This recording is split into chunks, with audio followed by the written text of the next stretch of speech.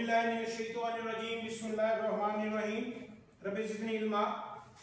Dear student, आज का जो है लेक्चर हमारा वो चैप्टर 3 है और इसमें एक्सरसाइज हम 1 और 2 कोशिश करेंगे कि इसमें सॉल्व करें। तो एक्सरसाइज 1 पे चलते हैं।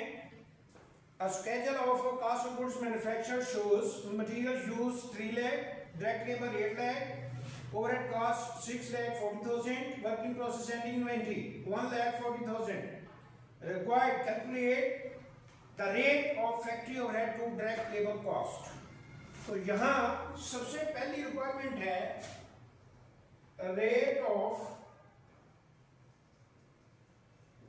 फैक्ट्री ओवरहेड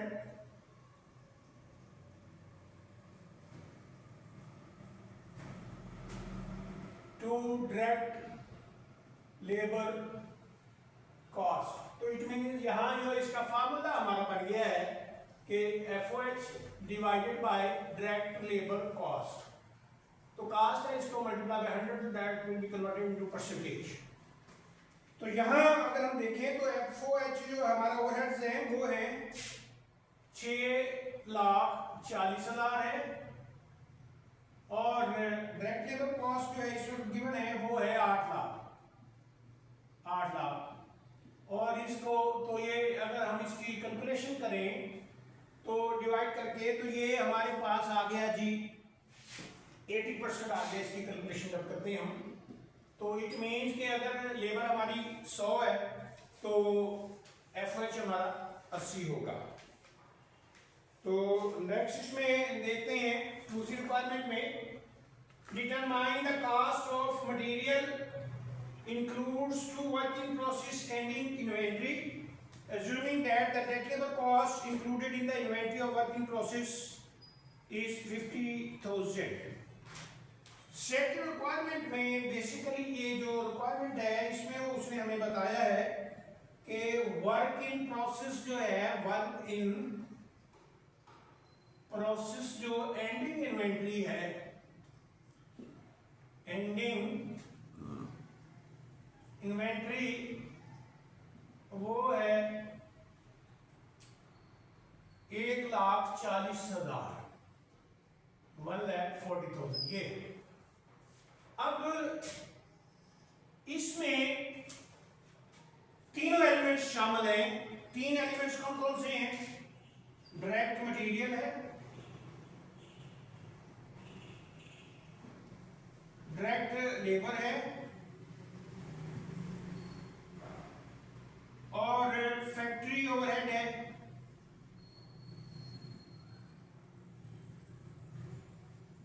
और इन तीनों का मजमूआ जो है वो है 1,40,000।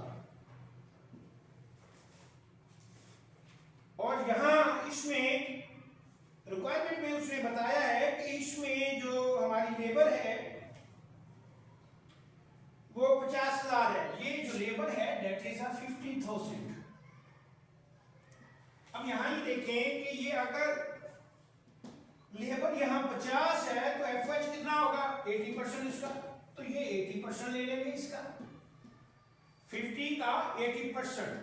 तो इसकी कैलकुलेशन करते हैं। तो कैलकुलेशन की तो ये बनता है 40,000। तो यही हमने तो 50,000 का 80% ले लेंगे तो ये 40,000 आ गया है। एक्चुअली यहाँ ये चीज भी रिक्वायर्ड है। तो ये तो क्योंकि हमें दोनों को पता चल गया, इट मीन ये तीनों का मजमूआ है तो ये दोनों इसमें से माइनस करेंगे 90 तो रिमेनिंग वही 50,000 हमारा जो है डॉलर्स ये मटेरियल आ जाएगा। अब ये क्वेश्चन छोटा सा था तो इसमें 2 रिक्वायरमेंटें थी वो हमने कंप्लीट कर ली है। अब हम चलते हैं नेक्स्ट क्वेश्चन एक्सरसाइज। अब इसी तरह एक्सरसाइज हम 2 पे चलते हैं। एक्सरसाइज 2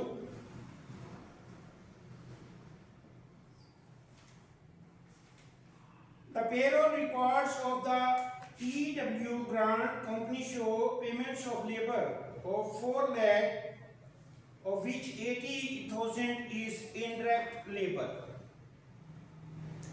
यहाँ कह रहा है कि पेरोल जो है रिकॉर्ड के मुताबिक 4 लाख है, जिसमें से इनडायरेक्ट लेबर जो है वो 80,000 है। इनडायरेक्ट लेबर का मतलब ये है कि ये जो 80,000 है ये फैक्ट्री ओवरहेड है।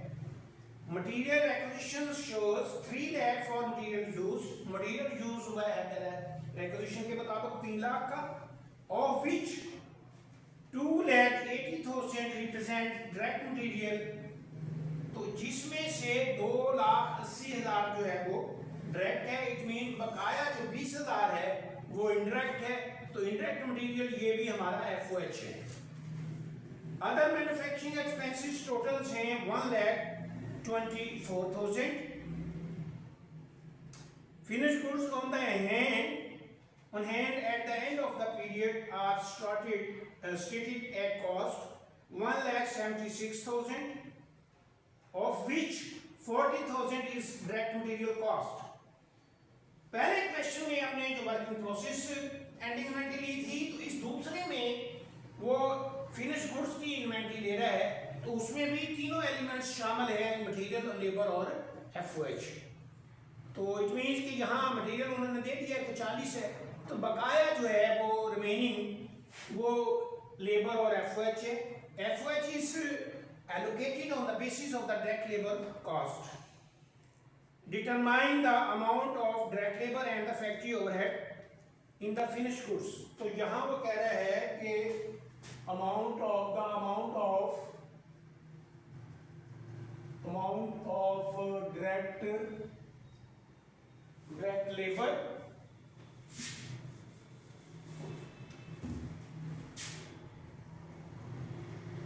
Direct labour and factory overhead in finished goods.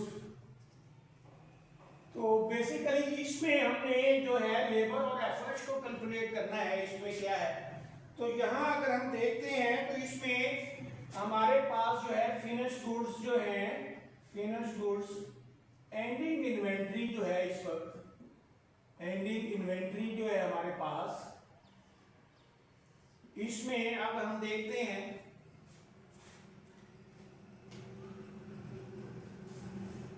कि इसमें डायरेक्ट मटेरियल ये हमें गिवन है और वो कह रहा है कि ये है जी 40,000। इसके बाद हमने बताना है डायरेक्ट लेबर और इसी तरह फैक्ट्री ओवरहेड। तो ये तीनों का मजमूआ अगर हम इकट्ठा करें तो वो कह रहा है कि 1,76,000 ये होना चाहिए। अब इसमें ये दोनों चीजें रिक्वायर्ड हैं, डायरेक्ट लेबर भी और एफओएच भी। अब यहां उसने रेशो उसकी हमें बता दी है, तो सबसे पहले यहां हम एफओएच को देखते हैं कि एफओएच हमारा क्या क्या है। इसमें ये देखें कि यहाँ इनडायरेक्ट मटेरियल हम देखें पहले कितना है इनडायरेक्ट मटेरियल। तो इनडायरेक्ट मटेरियल में वो कह रहा है कि जी हमारा जो है इस वक्त 3 लाख मटेरियल इशू हुआ, जिसमें से 280 डायरेक्ट है, इसमें 20,000 हमारा जो है इनडायरेक्ट है। इसी तरह इनडायरेक्ट लेबर में हम देखते हैं कि हमारी इनडायरेक्ट लेबर क्या है, इनडायरेक्ट लेबर और इनडायरेक्ट मटेरियल ये हमारे एफओएच के खर्चे हैं। तो ये वहां वो कह रहे हैं कि 80,000 जो है इनडायरेक्ट लेबर है, तो ये 80,000 इसमें जमा कर देंगे। और अदर जो है इसमें एक्सपेंसेस जो हैं, अदर मैन्युफैक्चरिंग एक्सपेंसेस वो कह रहा है यहाँ मैन्युफैक्चरिंग एक्सपेंसेस ये गिवन है 1,24,000। इन दोनों को अगर जमा कर लें तो ये बन जाता है 1 लाख ये और ये, तो ये 2,24,000 है। अब इसी तरह हमने इसकी रेशो लेंगे, rate of FOH to direct labour cost. ये फार्मूला बना लेंगे कि FOH divided by direct labour cost और मल्टीप्लाई बाय 100, ये रेशो बनाएंगे। तो यहाँ अगर हम देखें कि हमारी जो है FOH वो है 2,24,000 और डायरेक्ट लेबर जो कास्ट है वो गिवन है, हमें क्वेश्चन में गिवन है, वो है जी 3,20,000। तो 3,20,000 इसको लेंगे और ये 100, तो इसे कैलकुलेट कर लेंगे हम। तो जब कैलकुलेट किया तो ये हमारे पास इसकी जो रेशो आ गई है वो आ गई है 70%।